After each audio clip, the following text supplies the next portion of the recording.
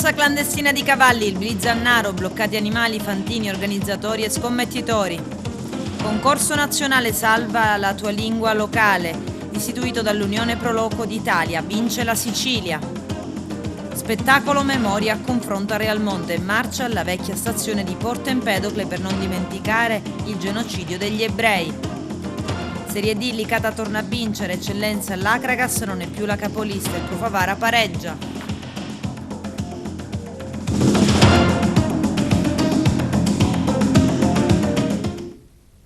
Bentrovati gentili telespettatori al nostro appuntamento con l'informazione. In apertura parliamo di corse clandestine di cavalli, il Blitz a Naro, bloccati animali, fantini, organizzatori e scommettitori. Il servizio di apertura del nostro direttore Arturo Cantella. Il plauso arriva anche dal sindaco di Canicattì Vincenzo Corbo, dove afferma come plaudo ai poliziotti della squadra mobile di Agrigento e del commissariato di Canicattì, diretti dal dirigente San Martino, e ai militari del comando provinciale della Guardia di Finanza, guidati dal colonnello Lopane, per la brillante operazione compiuta in contrada Ciccobriglio, ubicata in territorio compreso tra Naro e Campobello di Licata, nell'ambito del contrasto alle corse clandestine di cavalli. Tale intollerabile fenomeno, per Corbo, costituisce un grave pericolo per la sicurezza e la salute degli animali ed è connesso ad attività illegali di scommesse organizzate e gestite da individui senza scrupoli. Il sindaco di Canicattì conclude dicendo: ringrazio le forze dell'ordine che con la loro opera quotidiana affermano la presenza dello Stato, diffondendo la cultura della tutela della salute, del benessere degli animali, contrastando il loro sfruttamento in attività illecite. I carabinieri di Cammarata consegnano bene di interesse storico e artistico alla Soprintendenza per i beni culturali e ambientali di Agrigento. Vediamo. I carabinieri del nucleo operativo e radiomobile della compagnia di Cammarata hanno consegnato alla Soprintendenza dei beni culturali e ambientali di Agrigento una fontana in pietra a forma di conchiglia sequestrata nel 2015 a Santo Stefano Quisquina, nell'ambito di un'attività investigativa che ha portato all'esecuzione di un'ordinanza di custodia cautelare in carcere a carico di un individuo dal 1964 ritenuto responsabile dei reati contro la persona e il patrimonio. Nel 2019 il Tribunale di Sciacca ha riconosciuto la fontana in questione come bene di interesse storico e artistico e patrimonio dello Stato. Nel 2020, a conclusione del processo penale con sentenza della Corte d'Appello di Palermo, divenuto irrevocabile nel maggio del 22, è stata disposta la confisca. Il reperto storico è stato trasportato dai carabinieri di Agrigento presso il laboratorio della Soprintendenza, dove al termine di un accurato restauro, a seguito di un futuro progetto, sarà verosimilmente reinserito nel territorio della nostra provincia. La fontana presenta caratteristiche stilistiche e tecniche risalenti a tutto il XVIII secolo, a forma di conchiglia, volute a rocaie, con orlo rialzato e scalanature vertiche irregolari. Lo stile può ritenersi riferibile a quello di un manufatto attualmente presente nella via Roma del comune di Santo Stefano Quisquina, anche se diversi elementi si differenziano, inducono a pensare che l'esecuzione sia di matrice diversa. Il manufatto in particolare rappresenta una testimonianza remota legata alle vicende del Settecento della baronia di Ventimiglia, che impressero un'indelebile impronta all'architettura e all'arredo urbano della città. In ragione di queste caratteristiche stilistiche, l'opera si colloca, seppur con dimensioni contenute e in tono minore, nel novero delle fontane monumentali del Settecento. In altri interessanti esempi permangono nello stesso territorio, prime fra tutte la fontana di Piazza Castello. Cerimonia di premiazione della 10ª edizione del concorso nazionale Salva la tua lingua locale, istituito nel 2013 dall'Unione Nazionale delle Pro Loco d'Italia per celebrare e tutelare i dialetti. Vince la Sicilia. Vediamo. I nostri primi 10 anni, 10 anni di grandi successi, 10 anni che hanno portato questo premio sempre più in alto, che hanno consolidato il nostro rapporto con il territorio, che hanno dato veramente un'impronta decisiva alla nostra realtà locale. Numeri veramente importanti, ma anche l'aspetto legato alla diffusione di questo premio e di quanti si sono avvicinati in questi 10 anni al dialetto, uscendo da quello che era il nostro paradigma che vedeva i dialetti come lingua volgare, come lingua da non parlare, e facendolo entrare invece in quello che è un aspetto più culturale, un aspetto legato alla nostra identità locale.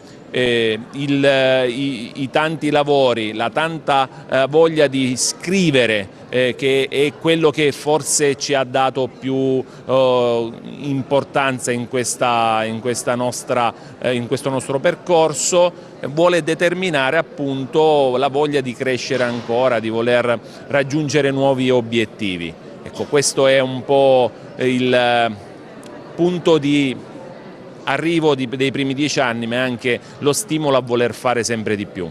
Allora, queste canzoni fanno parte di un disco che si chiama Peppe Nappante Favari e trattano praticamente la nostra terra in tutti i suoi aspetti, quelli belli e quelli brutti.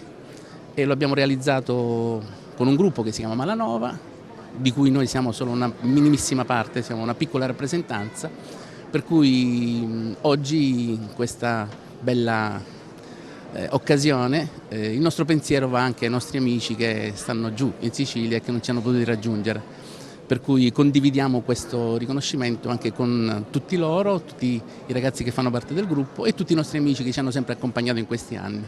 Sì, ci sono delle canzoni che in un certo senso vogliono essere un po' anche di riscatto per un territorio, penso anche ai giovani, come può essere All'aria, Pietro, una canzone che parla un po' dei sentimenti, anche quelli più nobili dell'amore, ma sotto una veste così che può liberare, ti può in un certo senso riscattare, e quindi musica come bellezza che fa bene agli occhi, fa bene al cuore e fa bene a un territorio che è quello là della Valle del Mela, del Messinese. Quando avete iniziato a pensare a questa produzione in dialetto, la prima canzone che vi è venuta in mente qual è? Andiamo indietro. A Vuppio Mulo. E cosa raccontava? A Vuppio Mulo praticamente parla del padrone, diciamo dei baroni di una volta e la povera gente che comunque lavorava per loro praticamente, no? Rappresentate da questi due rappresentati, sì, rappresentate da questi due animali, la volpe e il mulo. La volpe e il mulo. Si tratta della spiegazione di molte parole, espressioni del dialetto che io collego ad altre espressioni, faccio le etimologie, cerco di trovare una storia, no? in tutte le parole e le espressioni che studio. Sono parole che io uso oppure ho usato, io sono nato dialettofono, no? L'italiano l'ho imparato come lingua straniera, posso dire. E ora, a distanza di anni, dato che il dialetto va sempre regredendo rispetto all'italiano, come è anche giusto, no? La storia dice che deve andare così la cosa, allora alcune parole le ho prese, le ho riprese, no? Come per salvarle. Si è detto più volte, si è sempre parlato di morte dei dialetti. E devo dire che non è così, perché la realtà è che i dialetti oggi si trasformano molto più rapidamente che in passato, per via della tecnologia, della cultura moderna e della situazione attuale. Ma non muoiono i dialetti, vivono, e la partecipazione da parte di tutte le regioni d'Italia a questo premio Salva la tua lingua locale è prova di questa salute, di questa vitalità dei dialetti. Non solo, ma i dialetti ormai vivono bene e sono la riserva di molti scrittori che scrivono in italiano, ma attingono ai dialetti regionali e rimpolpano e ravvivano la lingua italiana letteraria proprio con l'italiano regionale che attinge ai dialetti. Quindi non si può dire che i dialetti stiano morendo. Al premio De Mauro in genere arrivano lavori scientifici in qualche modo, no? Certamente, cioè opere lessicografiche, lessicologiche, di documentazione dialettale, e anche questo ci dice quanto gli studiosi, non necessariamente accademici, siano attenti alla lingua e alla cultura dialettale, alle parlate dialettali insomma. E via via che andiamo avanti troviamo sempre delle novità e non solo. Guardate, dietro salva la tua lingua locale, non ci sono solo i dialetti italiani, cioè i dialetti che provengono dal latino come l'italiano, ma ci sono anche dialetti che fanno parte di altri gruppi linguistici. Pensate alle opere greche che vengono dal Salento, oppure alle opere latine che vengono dalla Val Gardena per esempio, no? O dal Friuli. Quindi c'è questa apertura a 360 gradi sulla situazione complicata, complessa e interessante dell'Italia. Sono contento che queste manifestazioni aperte a tutti portano questi dati, che sono cose che abbiamo scoperto nell'accademia, nell'università, anche alla gente. Io ricordo quando a Casale Monferrato noi abbiamo colonie in Sicilia. Sì, voi avete colonie, e siamo stati in grado appunto su basi scientifiche di stabilire da dove è partita l'emigrazione dall'entroterra ligure e dall'Alto Monferrato per la Sicilia, ma quasi 1000 anni fa insomma, e ancora questi dialetti si conservano, certo mescolati al siciliano, ma si conservano molto bene. A Palma di Montechiaro, tè danzante dell'800, c'è il servizio. La Compagnia Nazionale di Danza Storica, diretta da Nino Graziano Luca, si è esibita a Palazzo Ducale del Gattopardo, a Palma di Montechiaro, con un'iniziativa denominata Tè danzante dell'800. La manifestazione, portata avanti dall'istituzione Tomasi di Lampedusa di Palma di Montechiaro, diretta dalla presidente riconfermata Letizia Pace, ha fatto rivivere le magiche atmosfere dei balli gattoparghessi, rigorosamente in abiti di epoca. Grazie, io sono stata riconfermata presidente dell'istituzione Tomasi di Lampedusa e per questo ringrazio il sindaco per aver riposto ancora una volta in me la fiducia. Naturalmente tanti saranno gli eventi nel corso di quest'anno. Questo è il primo evento di apertura in seno alla ricca programmazione dell'istituzione Tomasi. Con quale evento potevamo iniziare se non con il Valzer del Gattopardo, con tutto ciò che ci fa sognare e ci fa riprendere la magia e l'atmosfera del ballo del Gattopardo. E in questa dimora, d'altra parte, che è la dimora storica della famiglia Tomasi, quindi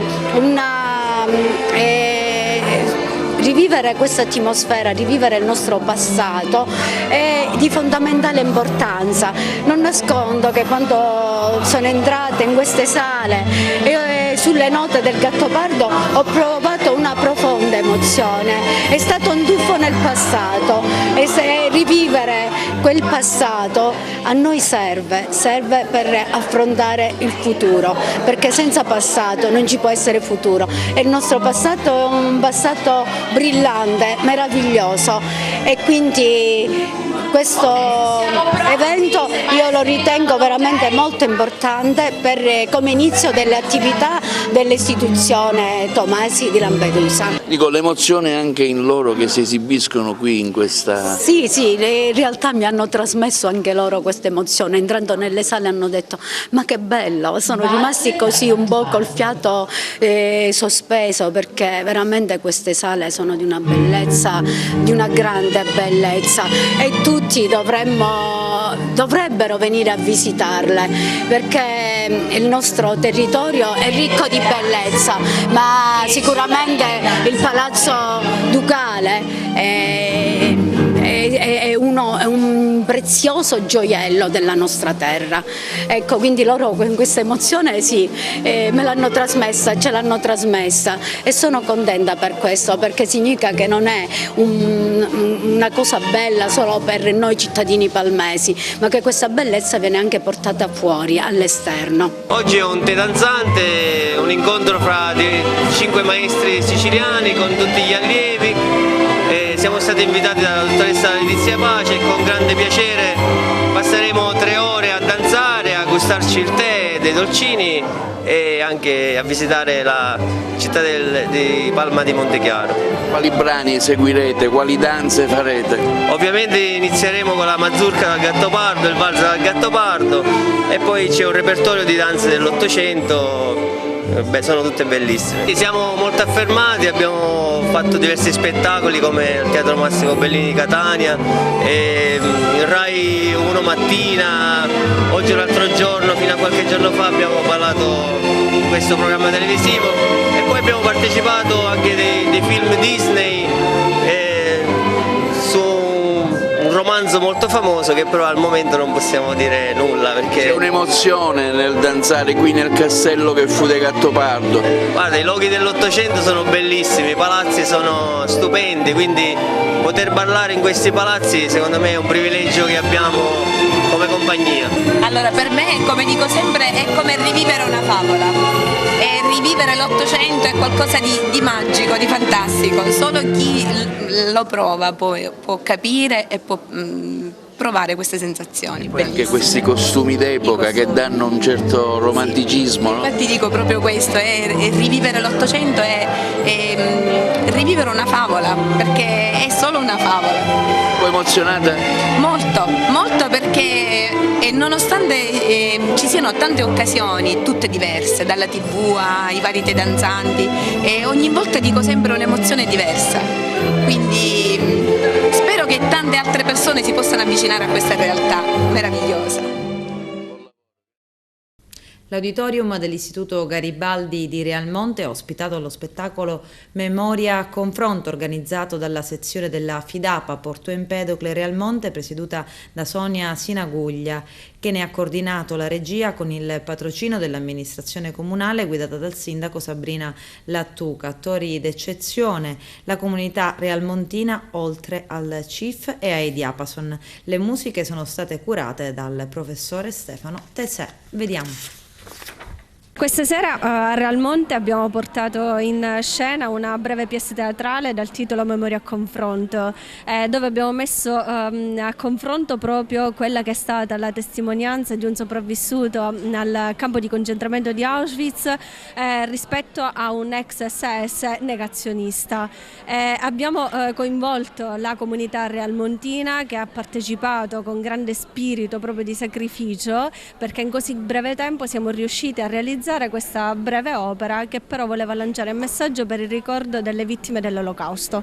Non posso che esprimere la mia soddisfazione per l'ultima attività conclusiva per non dimenticare, proposta dal Comune di Realmonte in occasione delle giornate della memoria. Siamo partiti il 27 con una programmazione che vedeva attori e ragazzi presso l'Istituto Comprensivo Garibaldi di Realmonte. Per questo ringrazio il dirigente scolastico, i professori, i ragazzi e le famiglie. A seguire è stato proiettato un film presso l'aula consiliare del Comune di Realmonte, a seguire un racconto da chi ha vissuto lo scempio dei nazisti, posto in essere dai nazisti, e che io ricordo che Realmonte ha dato un grandissimo contributo in nome della libertà, e quindi anche a Realmonte gente, ragazzi allora hanno vissuto questa drammatica, orribile esperienza dei campi. Stasera, grazie a una proposta della FIDAPA, abbiamo assistito a una rappresentazione che appunto aveva lo scopo di ricordare da un lato e dall'altro di mandare un messaggio di speranza. Si conclude con un abbraccio di chi è stato prevaricato, quindi gli ebrei, e del prevaricatore, i nazisti in quel caso, che hanno gettato quindi i loro elementi distintivi, e con un abbraccio hanno cantato insieme la libertà e la unione dei popoli. Quindi ribadisco la mia soddisfazione. Realmonte è una comunità che io ho detto più volte va nella direzione della bellezza, e per noi bellezza è questo, lavorare in squadra per fare delle attività che possano contribuire a un futuro, come sempre dico io, un tassellino di crescita in un puzzle di futuro. L'Olocausto ebraico, invece, è la più grande costruzione celebrativa di un popolo che finiva vincente senza avere mai dichiarato guerra e che poteva attingere le dimensioni di vittima insuperabile e atteggiarsi al centro culturale del mondo, condannando la Germania a una condizione di infamia perpetua. È dato sgomento nel vento mentre si vestivano della follia dell'abuso. Mi hanno concesso il grido della disperazione e mi hanno rubato il canto della speranza. Mi hanno scozzato come pecora da macello e hanno fatto bere il mio sangue alla terra. Mio Dio, perché mi hai abbandonato da Auschwitz? La luce urlava nel sentire i miei gemiti e urlava sempre più forte nell'ascoltare il tuo silenzio. Mio Dio, perché mi hai abbandonato da Auschwitz? I miei lamenti erano rami secchi, i miei occhi foglie ingiallite, il mio cuore un albero che aveva subito ogni scempio. Mio Dio, dove eri in quei giorni? Ti ho chiamato ma non mi hai risposto, ti ho cercato. E con questo l'opera di isolamento è stato completato. Isolamento non solo dal mondo esterno, anche dalla propria persona. Siamo trattati come animali da soma, senza un nome, senza carattere, e ci viene negata la nostra identità. Dovrò tagliare i miei capelli. Mi ricordo che mio marito li toccava sempre prima di addormentarsi. Mi teneva stretta e mi diceva che niente avrebbe potuto dividerci e mi avrebbe protetta da tutto e da tutti.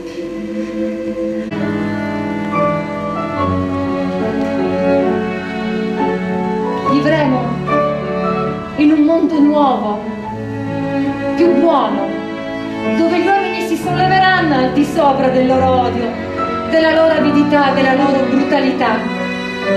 L'amore dell'uomo troverà le sue ali e inizierà a volare con le sue ali verso il sole della speranza, verso il futuro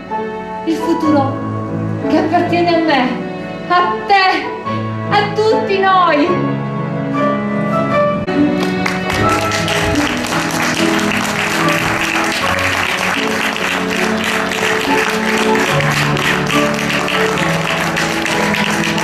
E sempre in occasione del giorno della memoria, per commemorare le vittime della Shoah, a partire dai banchi di scuola, l'Istituto Comprensivo Luigi Pirandello ha organizzato la marcia della Shoah. Gli alunni della scuola dell'infanzia primaria e secondaria hanno raggiunto la vecchia stazione di Porto Empedocle, succursale.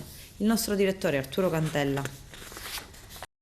In occasione del giorno della memoria, per commemorare le vittime della Shoah, a partire dai banchi di scuola, l'Istituto Comprensivo Luigi Pirandello di Porto Empedocle, dirigente scolastica Anna Cangarrossa, ha organizzato la marcia della Shoah che ha portato in piazza tutti gli alunni della scuola dell'infanzia primaria e secondaria, coinvolti in una marcia che, muovendo dal portone principale del Plesso Pirandello in via Roma, ha raggiunto la vecchia stazione di Porto Empedocle. I bambini e i ragazzi hanno partecipato indossando gli abiti a tema, portando con sé le valigie realizzate con materiale di riciclo in ricordo della deportazione degli ebrei, a cui sono stati dedicati momenti di raccoglimento, canti e poesie, soprattutto lungo la sosta del binario della stazione, che simbolicamente rappresentava il binario 21 della stazione di Milano Centrale, dove aveva inizio la deportazione degli ebrei. In questo modo, ha affermato la dirigente scolastica Anna Cangarrossa, la scuola ha inteso far vivere a tutti gli alunni l'emozione di intraprendere il viaggio della memoria, con la consapevolezza che quanti più un'esperienza didattica suscita emozioni, tanto più ne verrà conservato il ricordo e verrà scalfito nella memoria. In questo modo la nostra scuola, continua la dirigente scolastica Cangarrossa, Ha offerto anche un contributo alle preoccupazioni esternate dalla senatrice Liliana Segre e da tutti i sopravvissuti, che dopo la loro scomparsa e testimonianza si parlerà sempre meno della Shoah fino a dimenticare. Per concludere, la dirigente ha ringraziato tutta la comunità scolastica per la sempre viva e fervida partecipazione al corteo, che per un'intera mattinata ha animato e emozionato il paese empedoclino, offrendo ai cittadini l'occasione di ricordare il significato della giornata del 27 gennaio.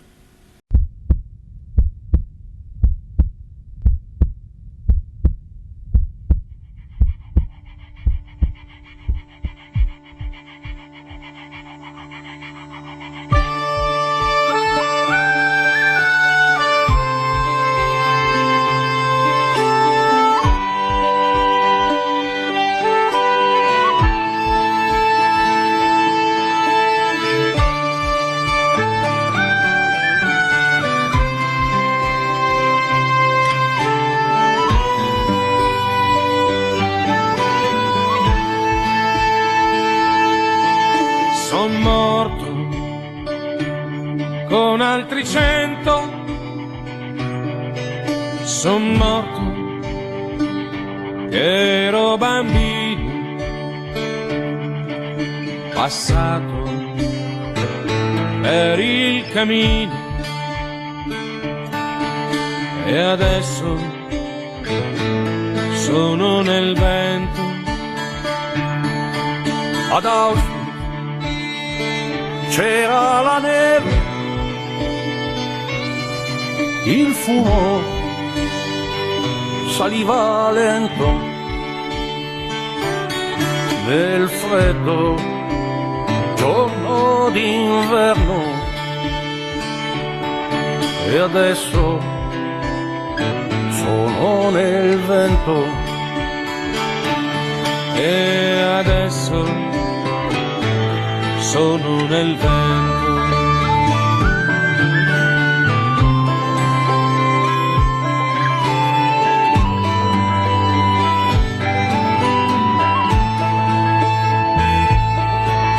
Ad Auschwitz tante persone, ma un solo grande silenzio. È strano, non riesco ancora a sorridere qui nel vento. Io chiedo, come può l'uomo uccidere un suo fratello?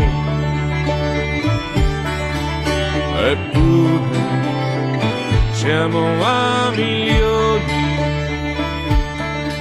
in polvere. A Realmonte, ultimo appuntamento della rassegna Letteraria Incontri d'autore sulla legalità, una conversazione dedicata alla dipendenza dei giovani da smartphone e social con l'autore Francesco Pira ed il suo libro Figli delle app. Vediamo.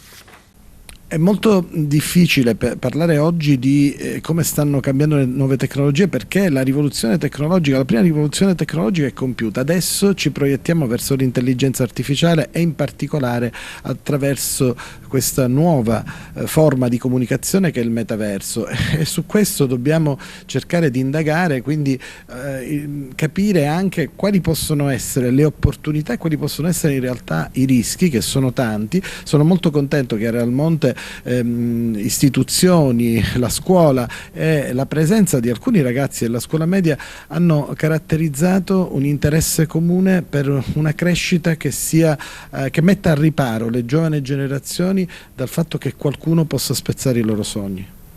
Ultimo appuntamento della rassegna culturale sulla legalità. Questa sera c'è un dialogo con l'autore, il professore Pira, che è un sociologo e che con noi sta facendo delle considerazioni e parlando del suo libro, I figli delle app si chiama, che tratta il delicatissimo tema della privacy, del web, di questo mondo interattivo e digitale di cui fanno parte le nuove generazioni e che i genitori dovrebbero conoscere di più e sicuramente i ragazzi utilizzare con maggiore consapevolezza. Dico, io come sindaco del territorio chiudo questa rassegna, ce ne saranno tante altre, torneremo a programmare Memoria e Patrimonio ringraziando tutti coloro che hanno partecipato, la FIDAPA, il CIF che stasera con l'avvocato Licata e l'avvocato Sinaguglia hanno fatto degli interventi ciascuno per le proprie competenze, essendo l'uno un avvocato e l'altra un magistrato onorario, e anche il professore Carruba che ha moderato l'intera serata. Voglio ringraziare anche il dirigente scolastico, la dottoressa Fazzi, che è sempre con noi e ha dimostrato ancora una volta di avere a cuore il mondo dei ragazzi. Loro sono il nostro presente e costruiranno il nostro futuro, quindi informarli, renderli più consapevoli, non solo li custodirà, li tutelerà in ordine alla privacy, ma li renderà appunto più consapevoli. Oggi presentiamo qui a scuola, grazie all'intervento del professore Pira, il libro I figli delle app. È un argomento estremamente importante e di grande attualità, soprattutto per noi che lavoriamo nelle scuole. Oggi è importante capire quali sono gli strumenti che abbiamo noi e che hanno i ragazzi, soprattutto perché sono in continua ricerca della loro identità. E noi dobbiamo aiutarli ad utilizzare tutti gli strumenti tecnologici, ma in maniera umana, con un nuovo umanesimo. Il CIF sezione di Realmonte questa sera ha voluto partecipare a questo incontro sempre per andare a rappresentare quella che è l'importanza della legalità contro ogni forma di violenza. Il libro del professore Pira è un libro molto interessante che parla di quelli che sono i benefici ma anche i risvolti negativi delle app. Io in particolare mi sono occupata di quelli che sono gli eventuali reati che con l'uso delle app possono essere realizzati. Parliamo di stalking, parliamo di revenge porn e purtroppo di tante altre fattispecie di reato che attraverso la rete vanno ad invadere la sfera privata e a causare dei danni a delle vittime di questi reati. La parola d'ordine quindi deve essere la prudenza, fare sempre affidamento eventualmente alle forze di polizia, all'autorità giudiziaria per trovare una giusta tutela di fronte a questi nuovi crimini.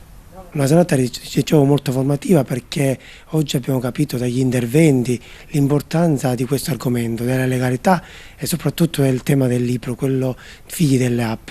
E capiamo molto da questi interventi che oggi abbiamo sentito che siamo molto lontani da quella che è la realtà, le difficoltà e quello che effettivamente queste app e questa nuova tecnologia ci può portare. L'uso giusto di queste tecnologie può servire sicuramente a migliorare la nostra cultura e il modo di vivere, però bisogna essere molto attenti all'uso sbagliato che se ne può fare. E oggi una serata come questa è molto importante, spero che incontri come questi siano sempre più presenti nella nostra vita e noi come comune siamo promotori e siamo contenti di questi eventi. La FIDAPA sezione Porto Empedocle Realmonte oggi ha preso parte a questo convegno importante sulla presentazione del libro Figli delle app del professore Pira, un momento interessante di crescita relativo alla conoscenza sull'uso consapevole di quella che è la tecnologia, soprattutto tra i ragazzi. È un momento di condivisione anche tra i formatori e i genitori. Abbiamo affrontato la tematica relativa al metaverso, questa nuova realtà virtuale che ci aspetta e tutti quelli che possono essere i rischi connessi all'uso e abuso della tecnologia.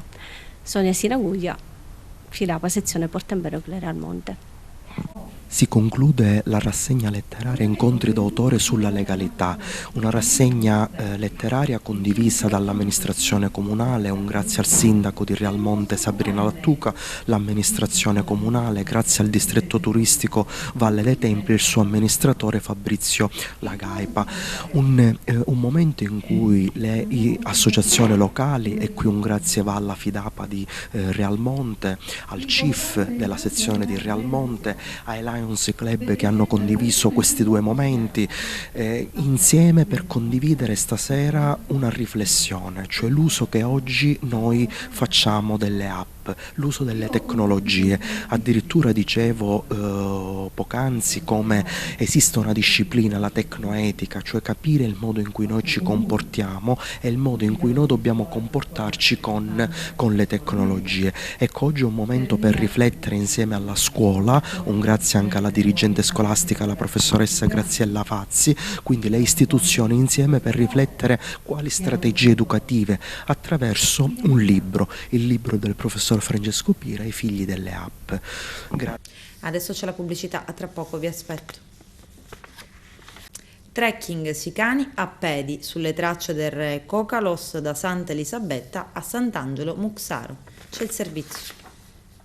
Sicani a piedi è un po' una scusa per leggere questo territorio. Quando anni fa ci siamo dati questo indirizzo abbiamo capito che leggere il territorio dal punto di vista naturalistico sarebbe stato troppo poco, ripetitivo e probabilmente anche secondi a quanti in Sicilia già operano in questo settore. Diciamo che i cammini sono stati una sorta di scusa per raccontare il territorio anche in chiave di eccellenze enogastronomiche. Questo territorio è veramente costellato di presenza di prodotti caseari, ma anche di olio, di olive, di vigneti. Per esempio anche nel campo vitivinicolo qua molti giovani si stanno approcciando anche a una viticoltura nuova, quindi anche a vini naturali, non solo biologici, naturali, quindi che leggono il territorio. Poco fa raccontavamo di quanto questo territorio interno ha le sue peculiarità, quindi qui siamo in pieno carsismo dove nel solo territorio di Sant'Angelo Muxaro e Santa Elisabetta ci sono più di 450 cavità carsiche, quindi grotte naturali scavate dall'acqua anche facilmente perché parliamo di gessi, e tutto questo gesso anche in termini di agricoltura restituisce delle peculiarità che si trovano solo in questo territorio. La stessa vite di Nero d'Avola o le classiche cultivar di olive che crescono su questi gessi sicuramente hanno delle proprietà diverse da quello che può essere l'area vulcanica dell'Etna e dintorni. Il territorio che stiamo attraversando è quello dell'area gesso-solfifera che caratterizza quest'area della Sicilia, è quella che è al Val di là del Platani. Oggi faremo questo percorso da Santa Elisabetta a Sant'Angelo Muxaro attraversando questo territorio. Siamo passati poco fa costeggiando Montagna Comune, ora ci dirigeremo verso Sant'Angelo Muxaro passando vicino al Pizzo della Monaca, che è questo che abbiamo qua di fronte, questa montagna, passando vicino delle necropoli romane, e poi da lì ci dirigeremo verso il borgo di Sant'Angelo Muxaro, sviluppando poi nella parte finale un percorso urbano che ci porterà a conoscere un po' il borgo. È diventato virale negli Stati Uniti il video con cui è stato presentato alla Fondazione Rockefeller di New York il progetto di archeologia che l'azienda agricola Terre del Barone sta realizzando nella Valle dei Templi di Agrigento. Lo vediamo.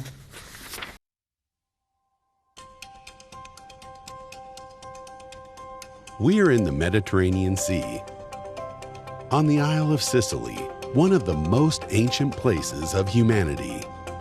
In the archaeological park of the Valley of Temples, visited each year by more than 1 million people from all over the world and by more than 300,000 European students. The 20-hectare farm of Valle dei Templi lies in the very heart of this complex landscape, where man's history and nature around him have evolved together. The farm is situated in a natural calcarenite rocks canyon crossed by the river Hypsaesis and has been inhabited for more than 4,200 years by a small agricultural community, a place chosen because of its soil fertility and its optimal wind exposure. The project aims at developing a 1.5 kilometer long educational tour route along which, with direct participation of the visitors, will be shown how food is the human factor through which our civilization develops. Eating is an agricultural act. Each time we shop at the supermarket, we choose to reward a specific agricultural model. In the Valle dei Templi farm, the visitors will find the elements that will help them to sense this story. Geologically, this is a trench emerged from the Mediterranean Sea, the deepest one. 6 million years ago, the Mediterranean Sea evaporated, and subsequently, the calcarenite rocks were formed from the enormous sandbanks in which all kind of sea life was trapped. Within the farm, second Iron Age tombs have been found, proving the existence of an agricultural community already 4,000 years ago. 2 aqueducts, built 2,600 years ago by the Greek architect Theis, are still a fully functional irrigation system used by the farm. An antique rock church of the Byzantine age proves that about 1,000 years ago on this place, an agricultural community continued to live, and in their free time, they felt the need to profess their faith. On the farm's land, there is a 600 years old coast watchtower, from which the farmers were warned of the arrival of pirates.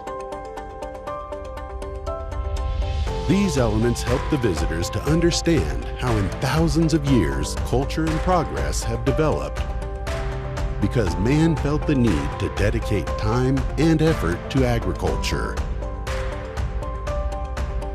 Beside these elements, we are developing the largest biodiversity field catalog of Sicilian vegetables, 3 hectares totally dedicated at the collection, the agronomical study and the reproduction of the seeds of ancient Sicilian vegetable species. Not only recovery of Mediterranean plant biodiversity, but also of ancient species, with seeds used in organic farming. Through this educational tour, guided by young researchers, the visitors will be given the chance to join an in-depth field study of the principles of epigenetics, climate change, nutraceuticals, and organic farming. Our aim is to help the visitors understand that each day, each inhabitant of the planet makes a choice regarding his eating habits. Conscious eating means choosing to award an agricultural system that safeguards the biodiversity of our planet and the dignity of the farmers. Otherwise, our food choices will continue to support an agricultural system that pollutes our planet and transforms farmers into chemical operators. Calcio Serie D, il Licata torna a vincere imponendo 2 reti alla Mariglianese. Arturo Cantella. Finisce con una vittoria del Licata Calcio la partita disputata domenica contro la Mariglianese. Le 2 reti sono state segnate da Orlando e Minacori. Al 4° minuto della ripresa quella di Orlando, al 12° del secondo tempo quella di Minacori. La squadra di mister Romano si trova così ora al 5° posto della classifica della Serie D, Girone I. Una vittoria importante per il Licata in quanto viene dopo la sconfitta subita domenica scorsa al Massimino con la capolista Catania. La partita è stata molto combattuta anche in considerazione che la squadra ospite si è chiusa in difesa per evitare al Licata Calcio di fare breccia, ma è stato inutile considerando la netta vittoria portata a casa dal Licata.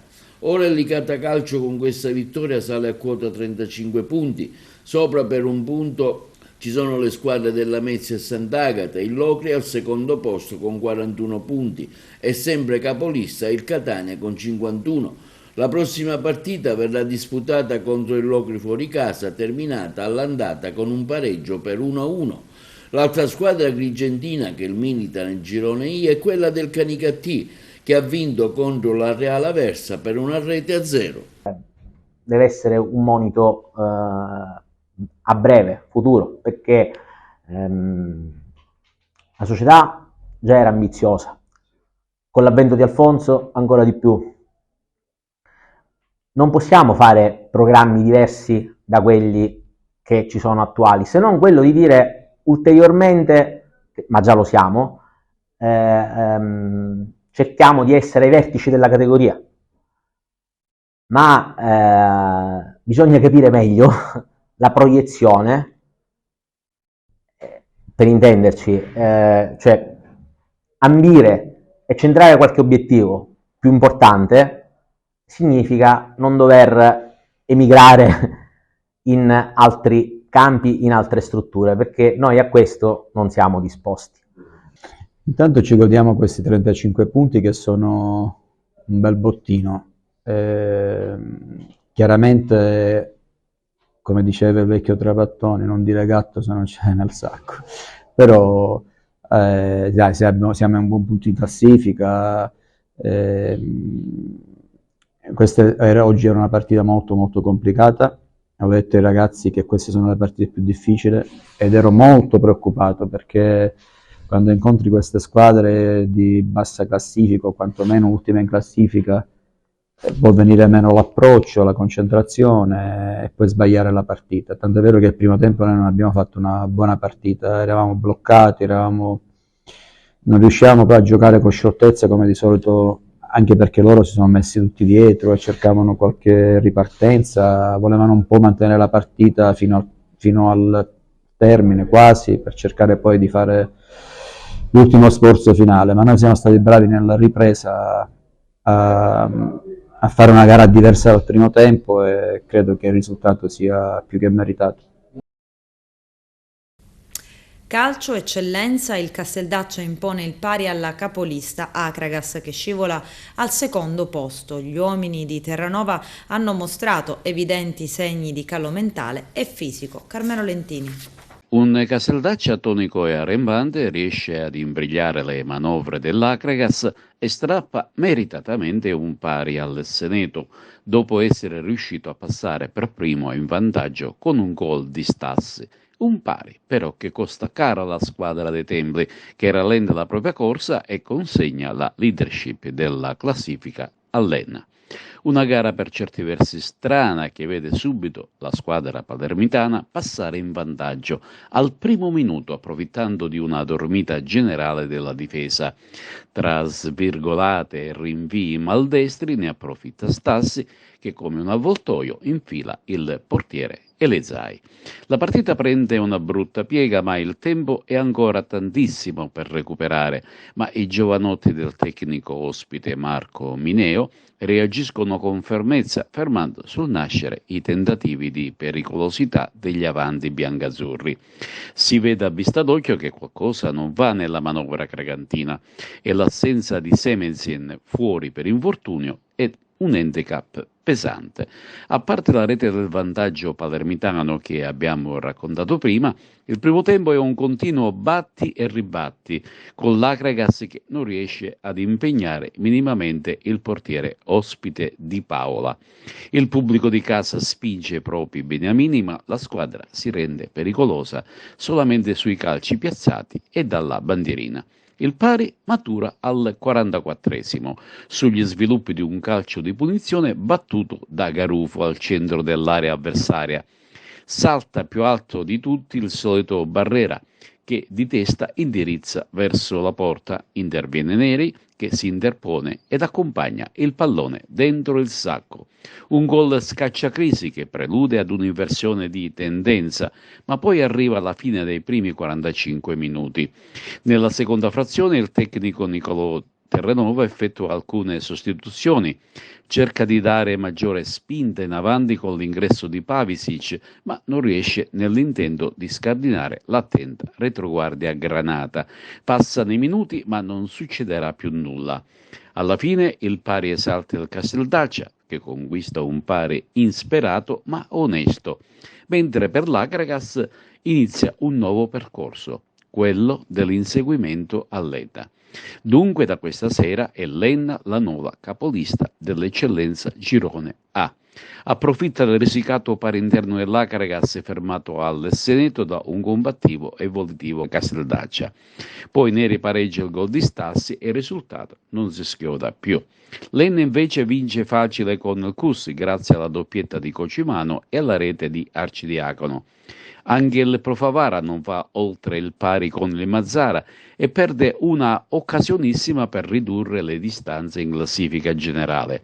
Va bene allo Sciacca che invece passa a Marineo e conquista 3 punti importanti. Ma vediamo un po' quali sono stati i risultati di questa quarta giornata di ritorno. Parmonvalle Nissa 0-4, Acragas Casteldaccia 1-1, Cus Palermo Enna 1-3, Gela e Don Carlo Misilmeri 1-1, Marineo Sciacca 1-2, Profavara Mazzara 2-2, Mazzarese e Leonfortese 0-1, mentre il Castellammare è stato battuto in casa da Resultana per 2-0.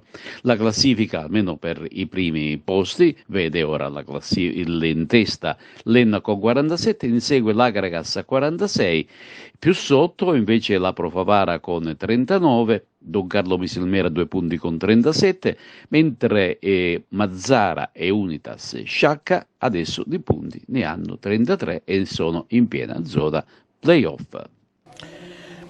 Diciamo che è un periodo che non va molto bene per l'Acragas, abbiamo subito una indecorosa sconfitta in Coppa Italia, poi è stata un'escalation, con la Nissa abbiamo vinto al 96esimo, però io non ero a vedere la partita, ma mi hanno detto che non era un'Acragas brillantissima e oggi ho visto un'Acragas, non la solita Acragas, ecco, l'ho vista molto sottotono.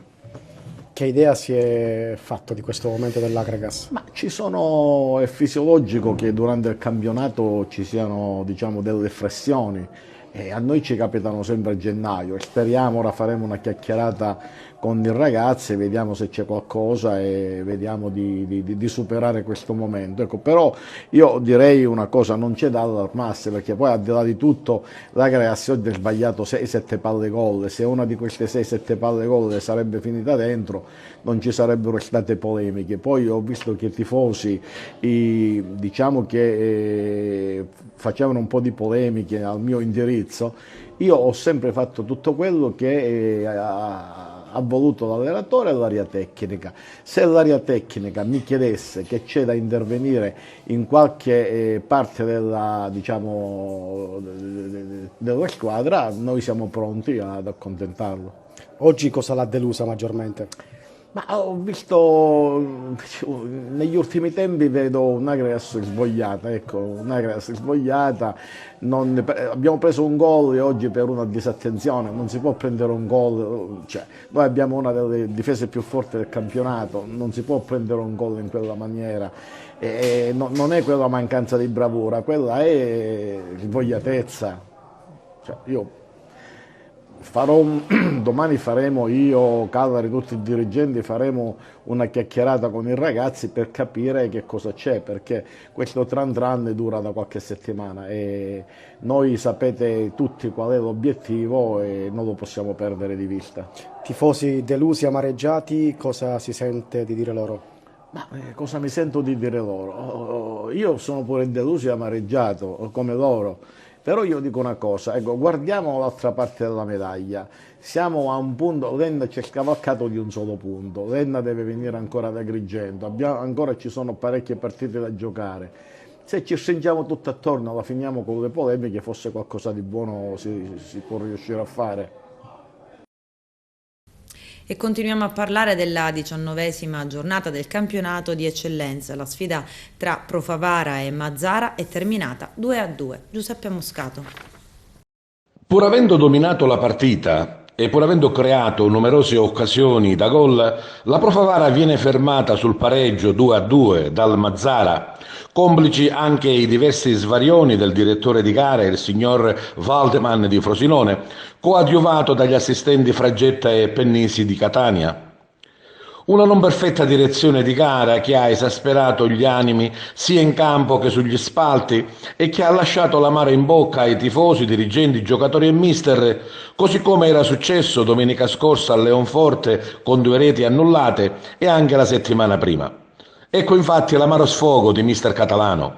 Devo dire che c'è grande rimpianto per come è andata la partita, per tutto quello che è successo oggi in campo. E sinceramente prima di parlare un po' della partita a me non piace parlare degli arbitri, non mi piace parlare di nessuno, però questa società merita un po' di rispetto, perché abbiamo perso 4 punti in 2 partite e noi lavoriamo tanto durante la settimana e tutti i sacrifici fatti vanno buttati al vento. Credo che in questo momento, come si è visto anche oggi, il Favara meritava di vincere, ha fatto una grandissima prestazione, ha lottato contro tutto e tutti. Non posso rimproverare niente ai ragazzi perché hanno veramente fatto una prestazione importante.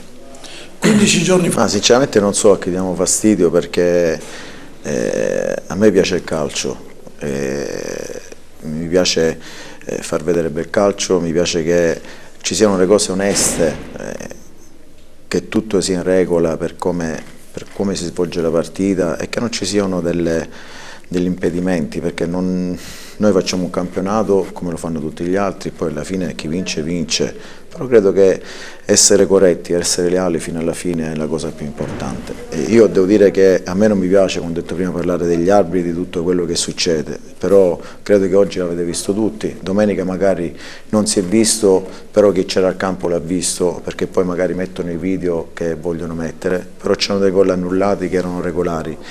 La stessa cosa è successo anche oggi, quindi noi lavoriamo, come ho detto prima, tutta la settimana, i ragazzi fanno sacrifici, la società fa sacrifici e credo che Favara meriti un po' di rispetto.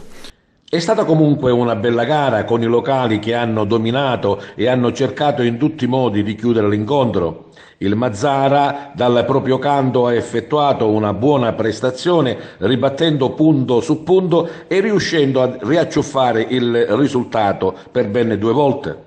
La Pro Favara infatti è andata in vantaggio al 34esimo con la Piana e al 6° del secondo tempo con De Luca sul rigore. In entrambe le circostanze il Mazara l'ha raggiunta al 40esimo con Fernandez e al 21esimo del secondo tempo con Elam Raoui anch'egli sul rigore. Clamorosa infine la rete annullata al Pro Favara con Retucci per un presunto fuorigioco ritenuto dai più inesistente. Amaro lo sfogo finale anche del direttore sportivo Longo e dell'attaccante Retucci.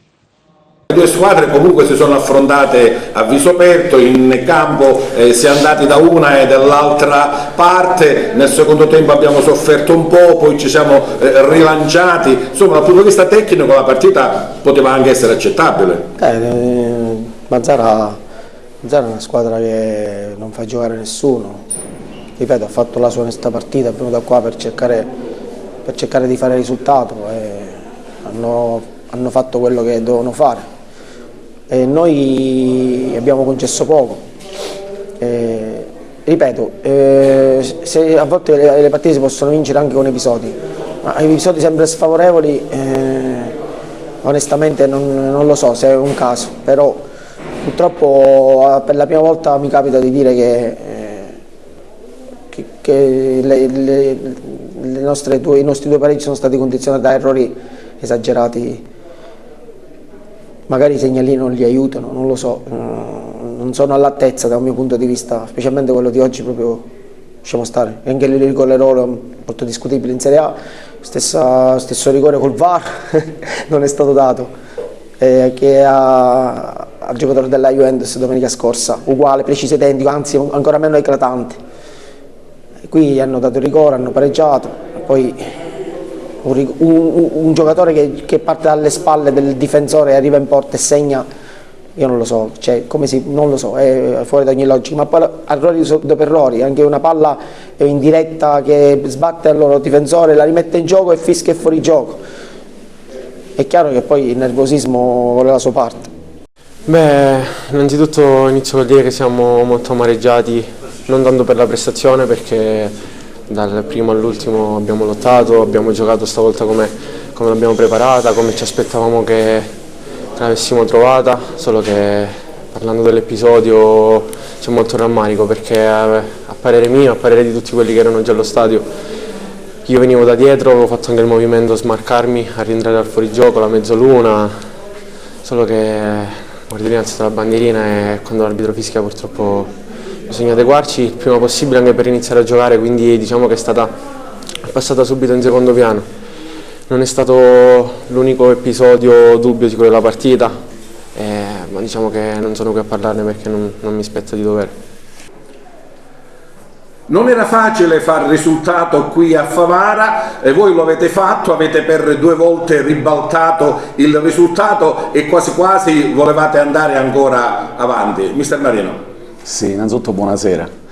È stata una bellissima partita, bella partita, giocata da tutte e 2 le squadre, 2 squadre che volevano vincere. Noi siamo venuti qui a fare il risultato, indipendentemente da quello che veniva, anche se perdevamo, pazienza, noi siamo partiti per una salvezza tranquilla, stiamo facendo bene. Oggi sono contento che questi ragazzi si sono impegnati alla grande, sono impegnati tantissimo, li devo ringraziare uno per uno. Hanno fatto una partita stupenda.